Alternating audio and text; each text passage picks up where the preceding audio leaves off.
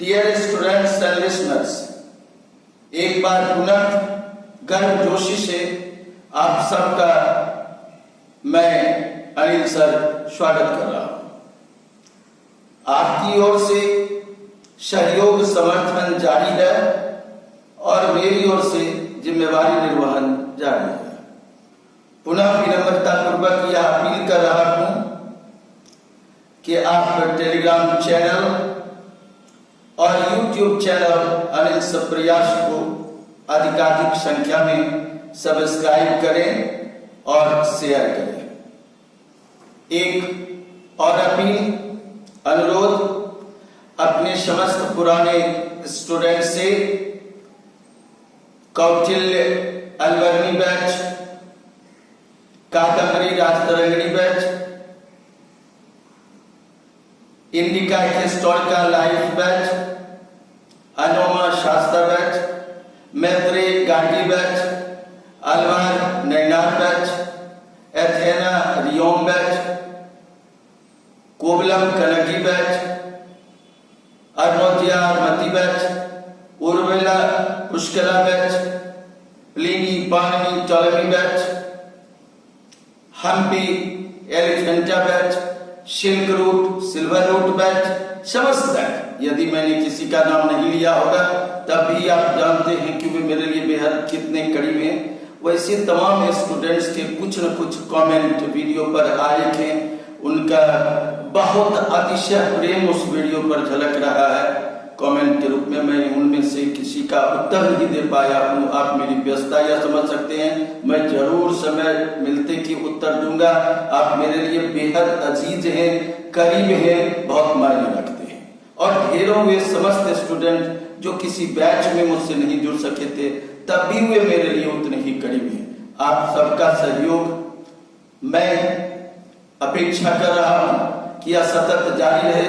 ओ मेरे अल्लाह, आप कृपा करें, यह रिश्ता बिल्कुल हमारा और हमारे बच्चों और स्टूडेंट्स के साथ बिल्कुल बरकरार है। धन्यवाद। डियर स्टूडेंट्स एंड लिसनर्स,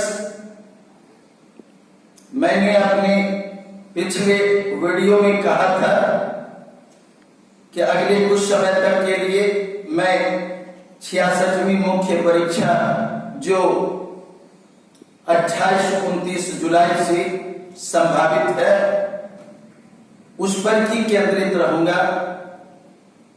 कुछ परीक्षार्थी को मेरी ओर से मदद मिल जाए या भरसक प्रयास रखेगा।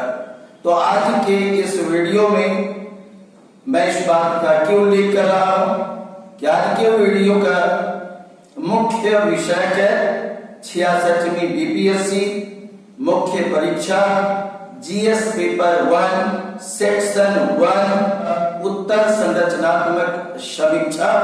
जैसा आपने देखा था और टेलीग्राम चैनल से आपने पीडीएफ डाउनलोड किया होगा कि मैंने सेक्शन 1 सब सेक्शन A1 में 2 प्रश्न गेस कर दिया था। एक प्रश्न मौर्य वास्तुकला स्थापत्य कला से संबंधित है। आप इस प्रश्न को स्वयं तैयार कर सकते हैं थोड़ी मेहनत के साथ। आप जानते हैं कि मौर्य शासकों ने नगर निर्माण पर, शासकीय भवन निर्माण पर, गुफाओं को विकसित करने पर, स्तूपों के निर्माण पर, पुराने स्तूपों के पुनरुद्धार पर और स्वतंत्र इमारत के रूप में विकसित स्तंभों को विकसित करने पर अच्छा खासा ध्यान दिया। यही सब वास्तुकला के रूप है जिनका प्रदर्शन मौर्य दौर में हुआ है। आपको प्रश्न में इन पर ही समीक्षा करने को कहा जा रहा है। कि मौर्य स्थापत्य कला वास्तुकला की विशेषताओं पर समीक्षात्मक प्रकाश डालें। पहला पैराग्राफ आप परिचयात्मक दीजिएगा। परिचयात्मक कहने का अर्थ है कि प्रश्न के कोर विषय का परिचय और जो कंटेंट आपके उत्तर में अन्य पैराग्राफ में आएंगे उनका परिचय फर्स्ट पैराग्राफ में ही मिल जाने चाहिए, कम शब्दों में, संतुलित शब्दों में। कई शिक्षक आपको बताएंगे कि परिचयात्मक पैराग्राफ की बहुत आवश्यकता है नहीं, सीधे उत्तर पर आ जाए। यह भी उत्तर का ही हिस्सा है। देखिए, यूपीएससी की मुख्य परीक्षा में 20 या 25 प्रश्न एक पेपर में रहता है। पहले 25 प्रश्न दिए जाते थे, अब 20 प्रश्न। शब्द सीमा निर्धारित है और उपलब्ध समय भी बेहद सीमित होते हैं। या तो 150 शब्द या 200 शब्दों में उत्तर दें और प्रत्येक प्रश्न के उत्तर को लिखने के लिए आपको औसत 8 से 9 मिनट उपलब्ध रहता है। अतः वहां उत्तर लिखने में परिचयात्मक पैराग्राफ की आवश्यकता है नहीं। यूपीएससी के संदर्भ में मामला बिल्कुल फिर है, लेकिन बीपीएससी में पेपर वाइज आपको 8 प्रश्नों का उत्तर लिखना होगा। शब्द सीमा निर्धारित नहीं है, औसत 450 से 500 शब्द अपेक्षित है और समय 22 से 24 मिनट आपको उपलब्ध है। अतः परिचयात्मक पैराग्राफ चाहिए ही चाहिए, चाहे वह जीएस का पेपर हो या फिर ऑप्शनल विषय का पेपर। इनकी चर्चा होनी ही चाहिए। फर्स्ट, परिचयात्मक पैराग्राफ मस्ट। अब आगे कि मौर्य स्थापत्य कला के परिचय आप कैसे तैयार करेंगे, एक हल के रूप में मैं जिक्र कर देता हूं। सर्वप्रथम आप इस बात का जिक्र करें कि हड़प्पा सभ्यता दौर की वास्तुकला उपलब्धियों को यदि अपवाद में मान लिया जाए तो वास्तव में स्थापत्य कला, वास्तुकला का क्रमिक विकास का इतिहास मौर्य दौर से ही शुरू होता है। निरंतर आज तक वास्तुकला का विकास होता चला गया है।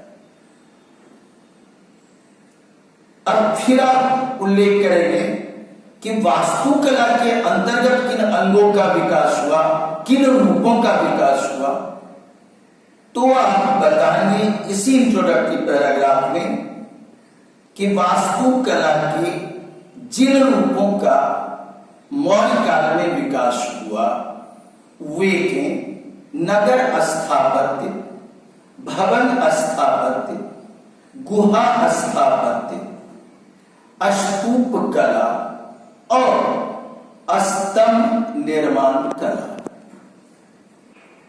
मौर्य शासकों ने इसे संरक्षण दिया और शासकों द्वारा तैयार करवाए गए इन स्मारकों के खंडहर अवशेष की प्राप्त हुए। इसलिए इस आर्ट को शासकीय आर्ट के अंतर्गत रखते हैं। लौकिक आर्ट के अंतर्गत रखने वाले कोई आर्किटेक्चर के अंतर्गत के नमूने नहीं है, इसलिए शासकीय कला के अंतर्गत की ऐसे रूप सामने आए। इनका जिक्र की आप इंट्रोडक्टरी पैराग्राफ में करेंगे। हिंट यह भी दे देंगे कि विश्लेषण से यह तथ्य भी स्पष्ट होता है कि मौर्य वास्तुकला जो बेहद शानदार थे। ये शासकोन्मुखी हैं, जनोन्मुखी नहीं। इस प्रकार परिचय खंड बेहद शानदार रहना चाहिए। सोच कर ही देखें कि यह पैराग्राफ लिखना मुश्किल होता है, कंटेंट लिखना भीतर में आसान है, लेकिन परिचय कम शब्दों में देना बेहद मुश्किल काम।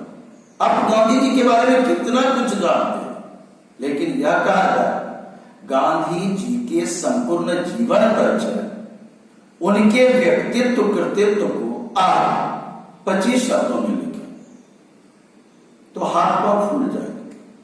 यदि किसी इंटरव्यू बोर्ड में जाते के जाते आपको कोई कह दे कि आप 10 शब्दों में अपने आप को इंट्रोड्यूस कीजिए, तो यह बेहद मुश्किल हो जाएगा। ऐसे किसी भी आंसर का फर्स्ट पैराग्राफ जो इंट्रोडक्टरी पैराग्राफ होता है वह काफी मुश्किल भरा होता है लिखना। यह जितना बेहतर होगा आप कॉपी देखने वाले को उतना ही अधिक अट्रैक्ट करेंगे। मसलन मॉर्निंग में आप लिखेंगे किस रूप में, मैं एक नमूने के रूप में बता दे रहा हूं। हड़प्पा सभ्यता दौर की उपलब्धियों को यदि अपवाद मान लिया जाए तो यह कहना तर्कसंगत लगता है कि मौर्य काल के पहले भारत में वास्तुकला के विकास का इतिहास पुरातत्व की दृष्टि से एक खाली अलमीरा है और पुस्तकीय विवरण की दृष्टि से एक खाली पेज। मौर्य शासकों ने वास्तुकला के अंतर्गत नगर स्थापत्य, भवन स्थापत्य, गुहा स्थापत्य, स्तूप कला और स्तंभ निर्माण कला को बेहद संरक्षण दिया, इन सब के विकास पर बल दिया। कुम्हरार, अगमकुआं, बुलंदीबार, बोधगया, बराबर पहाड़ी, नागार्जुनी पहाड़ी, वैशाली, अरेराज, रामपुर बाकी, खंडहर, भग्नावशेष, आर्टिफैक्ट्स आज भी इस शासकीय कला की गवाही दे रहे हैं। आगे इंट्रोडक्टरी पैराग्राफ के बाद आप समस्त वास्तु रूपों को एक एक पैराग्राफ देंगे। यानी पैराग्राफ नंबर 2 नगर भवन स्थापत्य को, पैराग्राफ नंबर 3 गुहा स्थापत्य को, पैराग्राफ नंबर 4 स्तूप कला के विकास को और पैराग्राफ नंबर 5 स्तंभ कला के विकास को, और इसी में आप निचोड़ भी डालेंगे। इस सच्चाई को ध्यान में रखें कि नगर स्थापत्य हो या गुहा स्थापत्य हो या स्तंभ कला का विकास हो, सभी में आपको तकनीकी विशेषता का उल्लेख उदाहरण समेत करने हैं। सभी पैराग्राफ में तथ्यों की प्रामाणिकता के लिए उदाहरण का जिक्र होना चाहिए। आज से संबंधित प्रश्न का उत्तर लिख रहे हैं, अतः शैली विवरणात्मक प्लस विश्लेषणात्मक दोनों होनी चाहिए। डिस्क्रिप्टिव 70%, एनालिटिकल या 30%। कभी कभी पढ़ाने वाले टीचर को यह कहते हुए सुनता हूं कि उत्तर लिखने में वाक्य को सीधा और छोटा रखिए, याद करने लायक वाक्यों को नोट में लिखिए। यह उपयुक्त नहीं है। 3 लाख में 10,000 में 2,000 स्टूडेंट को आना है। सपाट सीधे वाक्य किस्सा को शैली से बाहर निकलिए, और ऐसा आप कर सकते हैं। वाक्य कठिन हो सकते हैं, कृत्रिम नहीं होने चाहिए। अतः मौर्य स्थापत्य की विशेषता का जिक्र करने में डिस्क्रिप्टिव 70%, एनालिटिकल 30%, शब्द सहज लेकिन कलात्मक टर्म का उसी रूप में उल्लेख आदर्श रूप में ही होना चाहिए। नोट भारी लगे तब भी आपको याद रखने हैं और तैयार कीजिए। आप तीसरे, चौथे, पांचवें क्लास के स्टूडेंट नहीं हैं। इस चीज को समझना चाहिए कि पांचवें क्लास में भी हामिद की कहानी, इरगा की कहानी पढ़े हैं और पीजी में भी और यूपीएससी और बीपीएससी के सिलेबस में भी ऐसे ही हैं। स्टाइल बदलने चाहिए, लेखन शैली बदलनी चाहिए, विषय तो वही है। इसलिए मौर्यों का उत्तर हो या कोई उत्तर, आपको अपनी शैली विशिष्ट बनानी होगी और वाक्य को कठिन रखने होंगे जो अन्य से आपके उत्तर को भिन्न करे। GS paper 1 section 1 sub section A1 question number 2 case में था पटना कलम की विशेषताओं पर समीक्षात्मक टिप्पणी। यहां भी ढांचा ठीक वैसा ही होगा, लेकिन थोड़ा बदला हुआ। इंट्रोडक्टरी पैराग्राफ यहां भी रहेंगे, पैराग्राफ नंबर 1, जिसमें आपको बताना होगा कि पेंटिंग के इस खास कलम का जन्म किन परिस्थितियों में हुआ, किन कारकों की वजह से इस कलम का जन्म हुआ, किन तत्वों के मेल में, किन परंपराओं के समन्वय ने इस कलम को जन्म दिया। इस कलम का जन्म कब हुआ, इस कलम को किस किस का संरक्षण प्राप्त हुआ, इस कलम का जन्म कहां हुआ और इसके विकास पाने का क्षेत्र कहां कहां रहा और इस कलम के विकासमान दौर कब से कब तक रहे, इन चीजों को आपको पहले पैराग्राफ में समेटना है। हिंट यह है कि जैसा आप जानते कि भिन्न भिन्न कारणों से औरंगजेब काल में, औरंगजेब के दरबार में कलाकारों को संरक्षण कम होता चला गया। आर्थिक कारणों से, राजनीतिक कारणों से, अन्य कारणों से। लेखक हो, साहित्यकार हो, गीतकार हो, गायक हो, पेंटर हो, स्थापत्यकार हो, सबकी एक प्रकार से रुसवाई हो गई। उन्हें भिन्न भिन्न क्षेत्रीय दरबारों में जाना पड़ा। क्षेत्रीय शासकों के भी दायित्व तो कम थे, वे पब्लिक वेलफेयर से तो कटे हुए थे, लेकिन उन लोगों ने इन कलाकारों को अपने यहां संरक्षण दिया। यूरोपीय कंपनी का दौर था, उनकी बढ़त जारी थी, उनसे जुड़े हुए अधिकारियों ने भी इन्हें संरक्षण दिया। इस प्रकार मुगल दरबार की परंपराओं को लेकर, लोकल परंपराओं को लेकर और यूरोपीय कंपनियों के यूरोपीय पैटर्न को लेकर पटना और इसके आसपास के क्षेत्र में पेंटिंग की जिस विधा का जन्म हुआ उसे पटना कलम कहा गया। A+B+C का यह जोर नहीं है कि मुगल पैटर्न को लिए, यूरोपीय पैटर्न को लिए और लोकल पैटर्न को लिए, तीनों का मिक्सचर पटना कलम का जन्म। No, it is not a mixture, composite and integrated form. जैसे आप मैथमेटिक्स में वेन डायग्राम देखते हैं, सो वह लोकल लेवल पर यूरोपीय तत्व को लेकर और मुगल तत्व को लेकर इंटीग्रेशन हुआ। पटना कलम का जन्म हुआ 1765 से 1950 के बीच में इसका विकास हुआ और यह पटना में भी लोदीपुर कटरा, पत्थर मस्जिद, अगम कुआं, मच्छर हड्डा, खाजे कला आदि क्षेत्रों में इसके विकास हुए और आगे चलकर दानापुर, बिहटा, आरा, बक्सर, रोहतास, सासाराम और वाराणसी तक इसका विस्तार होता चला गया। इसके क्षेत्र व्यापक रहे, फिर भी केंद्र की प्रमुखता को ध्यान में रखकर इसे पटना कलम ही कहना उपयुक्त है। Patna was main centre. So आप इंट्रोडक्टरी पैराग्राफ रखेंगे और वह इंट्रोडक्टरी पैराग्राफ भी 150 शब्द से कम नहीं होने चाहिए, यह आवश्यक है।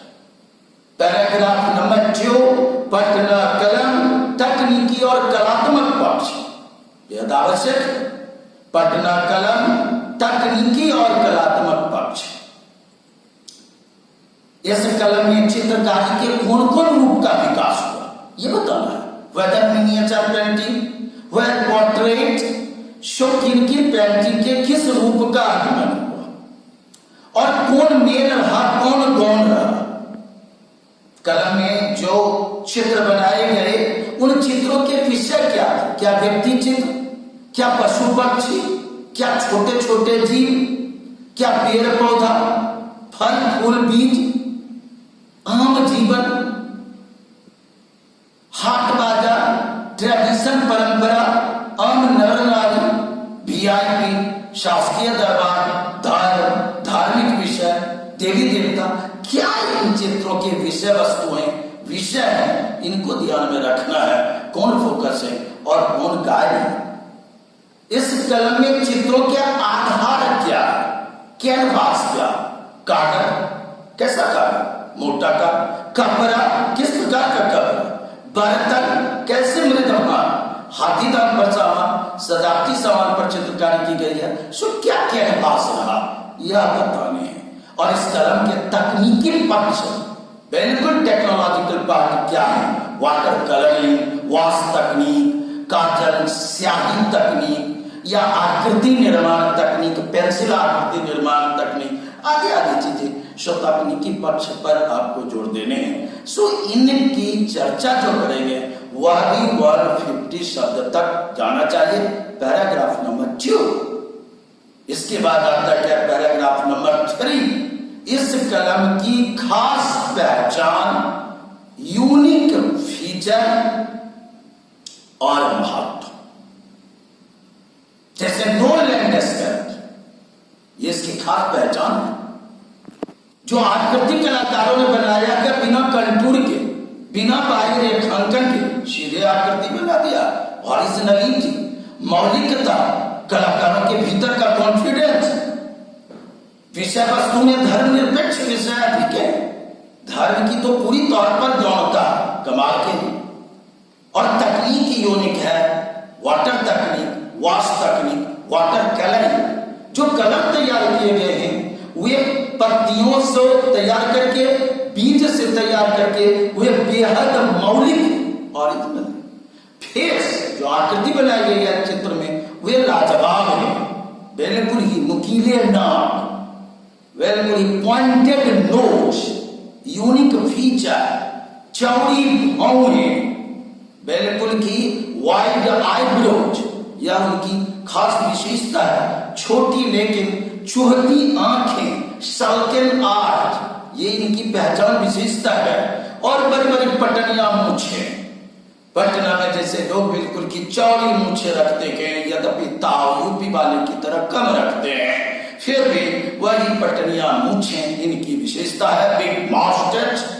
सो यह यूनिक फीचर को हमें जिक्र करना है। इस कलम के कई जादूगर कलाकार रहे हैं, Shivak Ram, Gulab Ram, Dallu Lal and so many, Jairam, Shivdayal Lal, और आगे चलकर बिल्कुल की राधा मोहन प्रसाद और ईश्वरी प्रसाद। सो इनके जिक्र करने के, और ये जो चित्र बनाए गए आज कहां शोभा दे रही है, ये कहां गैलरियों में सुरक्षित है, ये बताने के, इनके साथ इनको आप क्यों पढ़ रहे हैं, इसलिए बस इनकी क्या इंपॉर्टेंस है या जिक्र करने हैं। उत्तर पैराग्राफ 1 151, पैराग्राफ 2 151, पैराग्राफ 3 151। इससे थोड़े से काटकर मॉल में आप 500 प्लस ले जा सकते हैं, लेकिन पटना कलम वाले उत्तर को आप 450 शब्दों तक तैयार कर सकते हैं।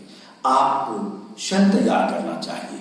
हिंट मैंने यह दिया है, फिर मैं भरसक कोशिश करूंगा कि आइडियल मॉडल आंसर दें। यद्यपि मैं भी अपने मॉडल आंसर को कभी भी मॉडल नहीं मानता रहा हूं। जैसे जैसे बढ़ता गया, जैसे जैसे उम्र बढ़ती गई, जैसे जैसे उदार होता गया, जैसे जैसे जानकारियां बढ़ती गई, वैसे वैसे मेरे उत्तर की क्वालिटी बढ़ती गई। अपने की उत्तर को जब आप पीछे हटकर रिजेक्ट करते हैं, मतलब है तैयारी बेहतर है, आप सफलता की ओर बढ़ रहे हैं। लेकिन आप एक बार नोट बना लेने के बाद उसे ही सर्वांगीण, उसे ही पूर्ण, उसे ही पर्याप्त मान लेते हैं, मतलब है आप ठहर गए। क्वालिफाई कर भी जाएगा तब भी पूछे नहीं होगी, इसलिए क्वालिफाई भी कीजिए और पूछे भी बन रहे। इसके लिए आवश्यक है अपनी नोट्स में पुनरावृत्ति नहीं, बिल्कुल कि उसमें सुधार होनी चाहिए और नवीन तत्वों का समावेश होना चाहिए। आगे भी चर्चा जारी रहेगी। अभी मैंने केवल 2 प्रश्नों के उत्तर का रिकॉर्ड तैयार करवाया है। इसके बाद मैं पुनः 2-3 प्रश्नों का रिकॉर्ड तैयार करवाऊंगा। इतिहास ऐच्छिक विषय के भी प्रश्नों पर काम चल रहा है, उन्हें भी उपलब्ध करा दिया जाएगा। मॉडल आंसर को भी मैं उपलब्ध कराऊंगा, सब तो नहीं हो पाएंगे, कुछ मैं उपलब्ध कराऊंगा। टेलीग्राम पर यह उपलब्ध रहेगा। धन्यवाद।